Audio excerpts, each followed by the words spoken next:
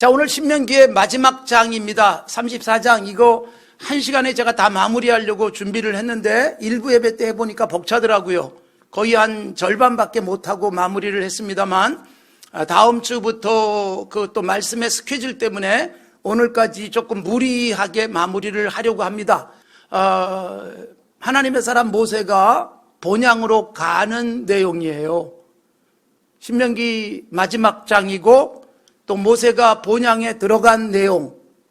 그러면서 여러분 어떻게 우리의 인생을 살 것인가에 대해서 도전해 주고 있는 말씀입니다. 신명기의 말씀을 2018년 2월 18일 주일에 시작을 해가지고 오늘까지 2년 3개월 동안 해서 이제 마무리가 되는 겁니다. 신명기도 시작하니까 2년 3개월 만에 마무리가 되듯 우리 인생도 얼마가 되든 결국은 마무리되는 날이 와요. 모세도 위대한 하나님의 사람, 그러나 그도 이 땅에서의 삶은 120년 만에 손을 놔야만 했습니다. 우리의 인생도 이렇게 신명기가 마무리되듯 우리의 인생도 끝날 날이 오는데 우리의 인생의 마지막이 우리에게 복이 되기를 바랍니다. 당당하고 감격 속에 떠났으면 좋겠어요. 모세가 이제 120년 동안의 인생의 마무리를 잘하고 그리고 떠나는 모습이 34장에 나옵니다. 그의 인생 정말 최고의 찬사를 보내고 있는 이 신명기 34장을 통해서 정리를 좀 하겠습니다. 자, 우선 1절부터 4절까지 보면 1절에 이렇게 돼 있어요. 여호와께서 모세가 산 꼭대기에 올라가서 이스라엘 백성이 들어갈 땅을 다 보여주셨다. 1절이 그렇게 돼 있는 거죠. 보이시고 그렇게 돼 있어요. 3절도 모든 땅을 다 보여주셨다. 그렇게 돼 있는 거예요. 사해바다 그리고 저 북쪽 단까지 갈릴리 그 위에 단까지 다 보여주셨고요. 그 다음에 4절에도 보면 내가 네 눈으로 보게 하였다. 이렇게 하나님의 말씀이 기록되어 있는 거예요. 그러니까 모세는 죽기 전에 볼 걸 다 보고 하나님 나라로 간 거예요. 하나님이 보여주시는 것은 빼놓지 않았다는 것입니다. 사실 젊은 날 그가 본 게 있어요. 어릴 때부터 자라는데 애굽의 바로의 공주의 아들로 자라고 왕궁에서 자랐지만 그는 여러분 자기가 누구인지 정체를 분명히 보고 알았고 그리고 애굽에 살던 당시 이스라엘 사람들이 고역을 하고 있는데 그 속에 하나님의 역사를 봤어요. 그리고 이들이 누구인지를 제대로 알아서 그들을 위해서 자기가 뭔가를 해야 되겠다라고 하는 것을 분명하게 깨달았던 사람이기도 합니다. 여러분 모세는 하나님이 보여주시는 것을 이 땅에서 기회 있을 때마다 다 본 사람입니다. 그래서 하나님이 120세에 떠날 때 7절에 보면 이렇게 돼 있죠. 눈이 흐려지지 않았다. 이게 어떤 의미일까요? 시력이 좋았다는 말에 국한시키면 안 돼요. 우리도 시력이 좋은 사람이 있고 조금 떨어지기도 하고 그렇습니다만 여기서 눈이 흐려지지 않았다는 것은요. 여러분 분명하게 통찰력 가지고 볼 걸 보고 깨달을 걸 깨닫고 읽어낼 걸 읽어내는 사람 이렇게 이해하셔야 됩니다. 창세기에 보면 믿음의 족장들도 눈이 보이지 않는 경우들이 있었지만 눈이 보이지 않는 것뿐만 아니라 분별력이 없는 경우도 있었거든요. 그렇기 때문에 눈이 흐려지지 않았다. 하나님이 보여주시는 것이라면 다 보았다. 그렇게 이해를 하시면 되는 것이지요. 민수기 13장과 14장에 보면 하나님께서 이스라엘 백성이 출애굽을 해가지고 가데스 바네아에 전부 대기한 상태에서 가나안 땅을 살펴보고 옵니다. 12명, 12지파의 대표들이 다 가서 40일 동안 살펴보고 돌아와요. 갔다 와서 보고를 해요. 자기들이 본 것을. 땅이 기가 막히게 좋다. 거기서 나는 열매들도 정말 실하다. 이걸 막 증거까지 가지고 와서 본 것을 보고를 하거든요. 그런데 여러분, 그 중에 10명은 눈에 보이는 것 외에는 보질 못한 거예요. 거기서 준비하고 계시는 하나님은 못 보고 돌아온 거예요. 2명 외에, 즉 여호수아와 갈렙 외에는 하나님이 보여주시고 보기를 원하는 것은 못 보고 그리고 그 땅을 위해서 준비하고 계시는 하나님을 보지 못한 채 불신앙에 보고를 하고 맙니다. 그래서 40년 동안 광야에서 이스라엘 전체가 헤매이게 되는 것입니다. 여러분, 하나님이 아무리 보길 원해도 못 보는 게 있어요. 우리가 함께 여기 모여서 예배를 드리지만 이 시간에 보는 것들이 다 다를 수 있고요, 듣는 게 다 다를 수 있어요. 내가 볼 수 있는 능력만큼 보는 것이고 들을 수 있는 능력만큼 듣는 것입니다. 여러분, 내가 제대로 봐야 제대로 믿을 수가 있어요.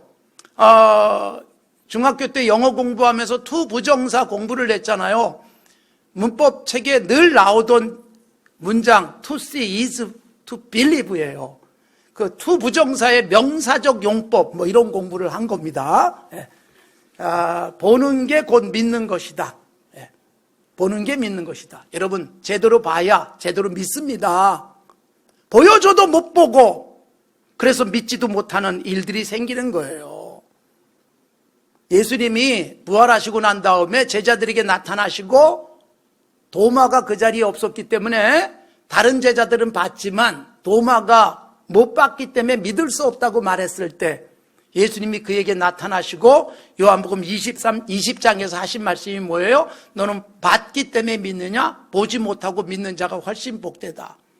그리고 요한 사도가 요한 1서 1장 1절에 보면 이 부분을 우리에게 말씀하고 있어요. 태초로부터 있는 생명의 말씀에 대해서는 우리가 들었다, 그리고 우리가 봤다, 그리고 우리가 손으로 만졌다. 여러분, 이게 우리의 간증이 되기를 원하시는 거예요. 예수 그리스도에 대해서 아주 감각적으로 느끼며 살아라. 들었고 봤고 만졌다. 그렇게 믿어지려면 제대로 보여야 한다는 것입니다. 사랑하는 성도 여러분, 우리가 어디까지 보고 있습니까? 여행을 가도 내가 제대로 다 못 보고 오는 경우가 있어요. 똑같은 시간에 똑같은 공간에 있어도 어떤 사람은 더 많이 봐요. 아니, 몰라서 안 보이기도 해요. 저같이 이렇게 역사 공부를 열심히 한 사람은 서양사가 뭐 전공이고 그러다 보니까 특히 그리스 로마사를 공부했기 때문에 그쪽으로 가면 정말 이렇게 눈에 훅쑥쑥 들어와요. 저게 어떤 양식인가도, 왜 저렇게 건물을 세웠는지도 어느 정도 들어오는데, 이게 여러분 그만큼 알기 때문에 보이는 거예요. 그래서 여러분, 영적으로 우리가 깊어지셔야 돼요. 성경을 많이 묵상하셔야 눈에 들어오는 게 분명해져요. 교회 생활하고 또 교회 생활의 연조가 똑같다고 해서 다 보이는 게 아니잖아요. 어떤 사람은 교회 다닌 지 1년밖에 안 됐는데 10년, 20년 된 사람이 못 보는 걸 볼 수도 있는 거예요. 우리의 눈의 문제라는 것입니다. 이 땅 사는 동안에 볼 걸 다 보시고 가십시오. 못 보고 가지 않도록 하나님의 나라를 직접 보고 갈 수 있으면 얼마나 좋겠어요. 바울 사도가 그곳에 가는 걸 그렇게 기다린 이유는 이미 봤기 때문이고, 요한 사도가 이미 하나님이 다 보여주셨기 때문에 그 땅에 가는 것을 기다리면서 살 수 있었던 것입니다. 코로나19 사태에서도요, 우리는 전염병 그것으로 인한 결과 몇 명이 감염되고 몇 명이 죽고 뭐 이런 정보들만 알고 살아갈 수 있지만, 하나님이 이런 상황을 통해서 우리에게 뭘 보게 하시는가, 이 부분에 눈 떠야 되지 않겠습니까? 세상 사람과는 다른 것을 볼 수 있는 눈이 필요하다는 것입니다.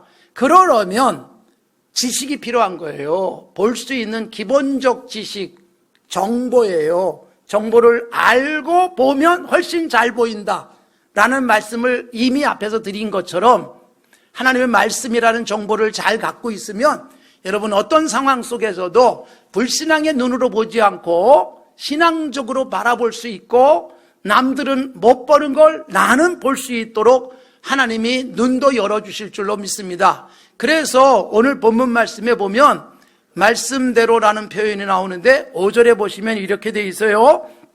여호와의 종 모세가 여호와의 말씀대로 모압 땅에서 죽었다 그랬어요. 모세의 삶의 특징이에요. 평생이 말씀대로 살다가 말씀대로 죽었어요. 죽는 그 순간도 말씀하신 그대로 죽었어요. 사실 모세도 갈등이 있었고 번민이 있었어요. 하나님이 말씀하시지만 아유 못해요 그럴 때가 있었잖아요.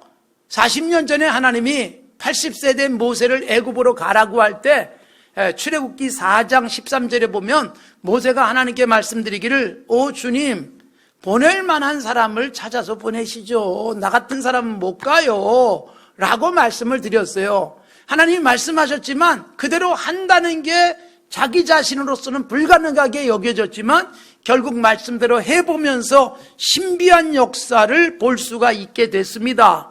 말씀대로 해보니까 11절과 12절에 보면 모세가 바로의 신하 앞에서 이적과 기사를 행했고 권능과 위엄을 행했다 그렇게 되어 있잖아요. 이건 여러분 모세가 굉장한 능력을 갖고 있기 때문이 아니라 말씀대로 했더니 그렇게 된 거예요. 말씀대로 해보니까 놀라운 일들이 펼쳐져요. 사랑하는 성도 여러분, 예수 믿고 신앙생활하는데 우리들이 세상과 다른 모습이 있어야 되지 않아요? 돈 가지고 할 수 있는 일들은 한정돼 있어요.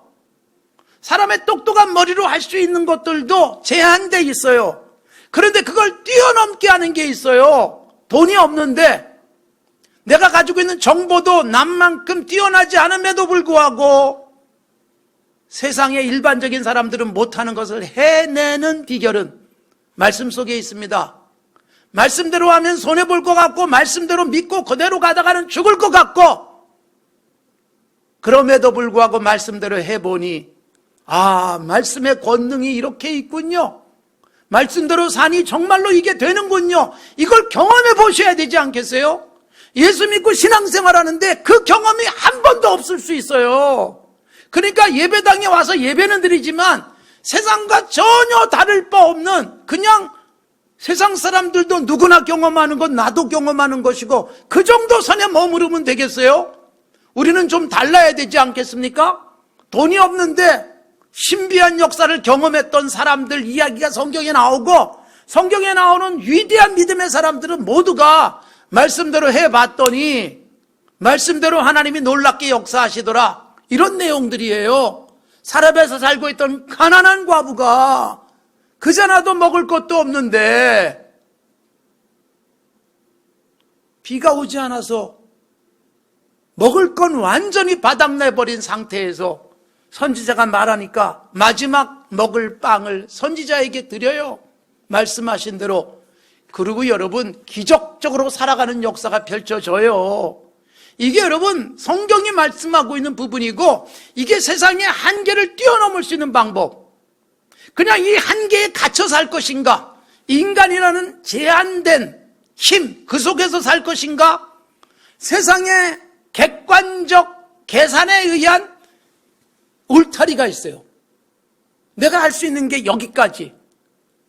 그런데 여러분 말씀을 통해서 그걸 뛰어넘을 것인가? 이걸 우리가 선택하는 거예요. 모세는 말씀대로 살다가 말씀대로 갑니다. 모세의 뒤를 이어서 여호수아가 지도자가 되지만 여호수아 역시 여러분 모세를 뛰어넘기 어려운 그런 한계를 갖고 있었지만 여호수아도 모세처럼 큰일을 해낼 수 있었던 비결은 딱 한 가지, 말씀하시면 그대로 순종하는 것이었습니다.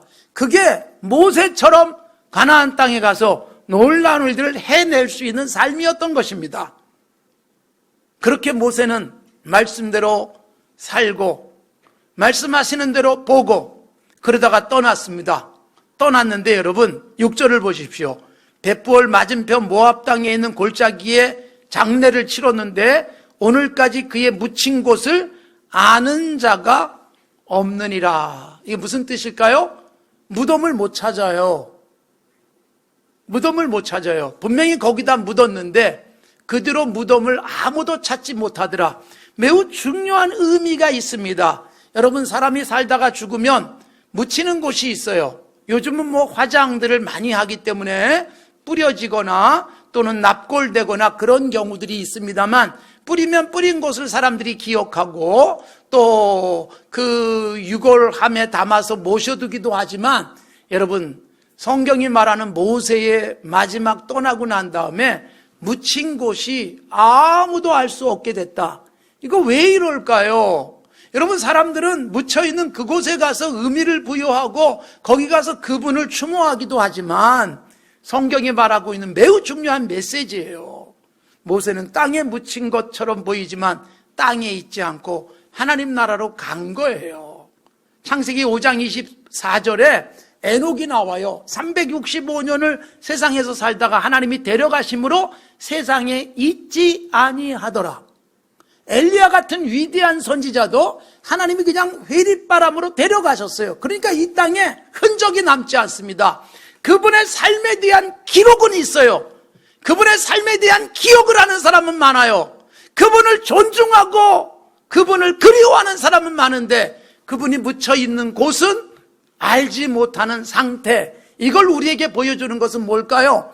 여러분, 우리가 죽기 전에 내가 묻힐 곳을 준비하고 난 여기 묻힐 거야, 뭐 그렇게 준비할 수 있어요. 그거 자연스러운 일이고 그거 하나도 잘못된 거 아닙니다. 아브라함도 자기의 안에 묻힐 곳을 준비했고 자기가 죽으면 거기 들어가도록 했고 그 대를 이어서 심지어 야곱도 애굽에서 죽었지만 아브라함이 묻힌 곳까지 가서 장례를 치렀어요. 엄청난, 그 시대에서는 굉장한 비용을 들여서 가는 거고요. 요셉은 죽을 때 나를 거기다가 묻어달라 유언을 했고 400년 지나고 난 다음에 그곳으로 갔으니까 어떤 특정한 장소에 묻히는 것이 잘못된 건 아니에요. 그러나 여러분, 우리에게 그 흔적만 있으면 되겠어요? 이곳이 내가 묻혀있는 묘지야, 그것만 있으면 되겠습니까? 오히려 모세는 그곳은 다 잊혔어요. 어딘지도 몰라요. 그럼 뭐가 남아요? 모세의 삶이 남았잖아요. 모세의 흔적은 묻혀있는 그 땅이 아니라 모세가 이 땅에 사는 동안 보여주시는 것 다 보고 말씀한 대로 행동하고 그가 행했던 일들, 그가 이뤘던 하나님의 역사들이 남는 거지요. 사랑하는 성도 여러분, 우리에게 그런 삶이 되어지기를 바랍니다. 내가 어떻게 살았는가? 그래서 묻혀있는 곳은 아무도 몰라도 그의 삶은 사람들이 기억해 주었기에 그가 떠나고 난 다음에 7절, 8절 보면 모세가 죽었는데 중요한 특징이 있어요. 하나가 기력이 쇠해서 죽은 게 아니다 라는 것. 힘이 빠져서 죽은 게 아니에요. 왜 죽은 거예요? 일을 다 마쳤기 때문에. 이젠 됐다, 와라, 수고했다. 정말 내가 하란 건 넌 다 했어. 하나님이 그래서 데려가시는 거예요. 모세도 떠나는 게 그게 감격이었던 거예요. 기력이 쇠해서 떠난 삶이 아니에요. 아브라함도 기운이 다 돼서, 이삭도 야곱도 기력이 다 돼서 떠난 것으로 창세기에 기록이 남아요. 모세만큼은 기력이 쇠해서 죽질 않았습니다. 일을 다 마쳤기 때문에. 사랑하는 성도 여러분, 우리가 일을 다 마치고 주님 앞에 가면 얼마나 좋겠어요. 그래서 바울 사도도 아직 힘이 있는데 그가 떠날 것을 선포하잖아요. 디모데후서 4장 7절과 8절에 나 달려갈 길 다 마쳤어. 할 일 다 했어. 이제는 가면 나를 위해서 면류관이 준비되어 있어라고 당당하게 외칠 수 있는 삶. 아이고, 힘이 다 빠져서 이제는 조금 더 살았으면 좋겠는데 죽어야 되네, 이러고 죽는 게 아니란 말이에요. 일을 다 마쳐서 감격 속에, 기쁨 속에 떠났던 것이고, 그렇게 떠나고 나니까 사람들이 30일을 애곡했다. 8절이 그렇게 말해요. 아쉬워하는 거죠. 내가 떠났는데 아쉬워해야 될 사람이 많아야 되지 않겠습니까? 내가 떠났을 때 사람들이 당신의 빈자리가 너무나도 크다라고 느낄 수 있어야 되지 않겠어요? 모세를 30일 동안 애곡하며 아쉬워한 거예요. 그러고 나서는 무덤 자리는 찾지도 못했고, 사람들의 기억 속에 모세는, 역사 속에 모세는, 심지어 예수님의 말씀 속에 모세는 위대한 인물로 남지 않습니까? 사랑하는 성도 여러분, 우리가 여러분 할 일 다 하시고 사람들의 마음속에 아쉬운 흔적 남기고 떠날 수 있기를 바라고, 내가 떠났을 때 많은 사람들이 아쉬워하면서 나에게 고마워할 수 있다면 이보다 더 큰 일이 어디 있겠어요? 죽지 않아도 사람들이 살다가 헤어질 수 있잖아요. 멀리 이사를 가거나 다른 나라로 가거나 그럴 때마다 여러분 그분이 아쉽고 내 곁에 있었으면 나한테 참 좋을 텐데 이래야 되지 않겠어요? 당신이 떠나니까 참 홀가분하다. 이거 여러분 불행한 일이지 않겠습니까? 모세는 그렇게 마무리가 됐습니다. 아울러 마지막 중요한 평가를 봅시다. 그게 뭐냐? 여러분 10절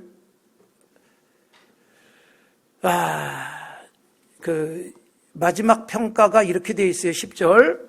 그 후에는 이스라엘의 모세와 같은 선지자가 일어나지 못하였다 그랬잖아요. 다시 없을 사람. 이보다 더 귀한 평가가 어디 있어요? 다시는 없을 사람. 신약 성경 속에서도 모세 그러면 율법을 대변하는 사람이에요. 더 이상 그런 사람은 없다. 그런 일을 해낸 사람은 없다. 모세같이 위대한 사람만이 그런 게 아니란 말이에요. 사랑하는 성도 여러분, 우리도 이 땅에 존재하는 77억 중에 한 명이 아니라 이 땅에 존재하는 수많은 사람 중에 나는 나밖에 없어요. 오랜 세월이 지나도 역사 속에 나는 나밖에 없습니다. 하나님이 나를 매우 유니크하게 아주 독특한 존재로 창조하셨고 나만이 할 수 있는 일을 하다가 가는 건데 그게 여러분 아무도 이해해 주지 못해도 정말 나를 온 생을 쏟아부어서라도 이건 반드시 할 거예요. 남들이 안 한 일, 가지 않은 길을 갔어도 사람들이 그 사람을 대체할 수 있는 사람은 그 사람밖에 없다 라고 생각하게 만들어야 되지 않겠습니까? 당신은 그냥 당신입니다. 여러분 아무도 이해를 못해줘도 내가 한 그 일에 대해서 당신만이 할 수 있는 일을 하고 갔다라고 평가해 줘야죠. 그래서 나는 나를 즐기면서 하나님이 내게 주신 독특한 일들을 잘 감당하다 가면 돼요. 누구도 이해를 못해줘도 뭘 그런 일을 하고 사냐 그러는지 몰라도 하나님 앞에서 내가 받은 소중한 일입니다. 그럴 때 여러분 기록에 의하면 모차르트 같은 천재 음악가는 굉장히 외로웠을 것이다 그렇게 평가해요. 모차르트의 음악 세계를 누군가가 이해하는 게 쉽지가 않았어요. 빈센트 반 고흐 같은 화가의 세계도 사람들이 이해를 못했어요. 그의 정신세계며 그 당시는 아무도 이해를 못했어요. 외로웠어요. 혼자였어요. 모세가 내가 본 것 누구에게 얘기 안 될 공감이 되겠습니까? 그럼 어떻게 보면 혼자고 외로울 수 있어요. 그러나 여러분 그런 사람 다시는 없다. 그들이 떠나고 난 다음에 빈센트 반 고흐 같은 사람도 아무도 이해해 주지 못해서 평가는 계속 엇갈리고 그 사람에 대한 책들도 다양하게 나오지만 그러나 분명히 보십시오. 그가 남긴 작품들은 수백억씩 가는 그 사람이 살아있을 때는 아무도 이해해 주지 않았는데 그래서 여러분 우리 모두가 때로는 외로울 수 있고 이해받지 못할 수 있을지도 모르지만 하나님 앞에서 역시 당신은 당신이었군요. 당신이 당신의 삶을 살았던 것은 옳군요. 당신에게 박수를 보냅니다. 그럴 수 있는 삶을 살아야 되지 않겠어요? 나는 나입니다. 나밖에 없습니다. 하나님이 내게만 주신 독특한 일, 굉장한 일을 하지 않더라도 평생 아무도 알아주지 않더라도 심지어 내 가족들조차 나를 이해해 주지 않더라도 하나님 앞에서 나는 분명히 나였습니다. 그렇게 말할 수 있는 삶. 나는 분명히 나로 살았습니다. 하나님이 내게 맡기신 일들을 다 했습니다. 내가 봤던 세계, 누구도 이해 못할 세계가 있었고 넌 어떻게 그런 일을 하니 누구도 이해할 수 없는 행동을 했지만 말씀대로 간 삶이었습니다. 그래서 내 흔적이 시간 지나고 나니까 점점 남아있는 사람에게 훨씬 선명해지고 또렷해질 수 있는 그런 삶. 이게 정말 모세가 남겨주고 있는 귀한 삶이고 우리가 추구해야 될 삶일 줄로 믿습니다.